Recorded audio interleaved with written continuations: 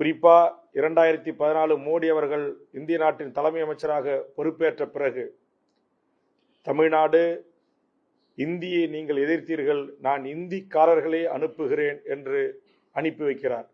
அதற்கு அடிப்படை காரணம் நம்முடைய இந்திய அரசியலமைப்பு சட்டம் பிரிவு 19 பிரிவு 1 இந்திய நாட்டைச் சேர்ந்த எவர் வேண்டுமானாலும் எந்த ஒரு மாநிலத்திலும் தொடர்ந்து சில ஆண்டுகள் வாழ்ந்தால் அவர்களுக்கான வாக்கு அளிக்கும் உரிமை வழங்கப்பட வேண்டும் என்று சொல்லுகிறது.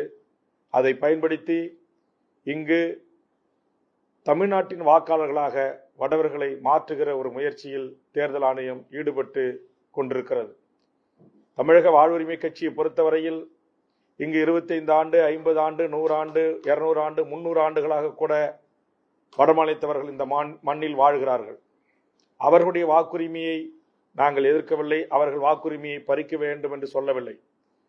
குறிப்பா 2014க்கு பிறகு திட்டமிட்டு பீகார், உத்தரப்பிரதேஷ், ராஜஸ்தான், மத்திய பிரதேஷ், குஜராத், டெல்லி போன்ற பல்வேறு மாநிலங்களிலிருந்து தமிழ்நாட்டில் இறக்குமதி செய்யப்பட்டு அந்தந்த மாநிலத்தினுடைய தலைமைச் செயலாளருக்கு நிகரான அதிகாரிகளை கொண்டு இங்கு அஸ்ஸாம் பவன், பீகார் பவன், ஒரிசா பவன்களை உருவாக்கி ஒரே நாடு ஒரே குடும்ப அட்டை, ஒரே நாடு ஒரே தேர்தல் அட்டை என்கிற அடிப்படையில் தமிழ்நாட்டில் அவர்களுக்கு வாக்குரிமை வழங்கி இங்கு தமிழ்நாட்டுக்கென்று இருக்கிற இந்த அரசியலை இன்னைக்கு தமிழர்கள் ஒரு 90% இந்த அரசியல் தளத்தில் ஆட்சி அதிகாரத்தில் இருக்கிறார்கள்.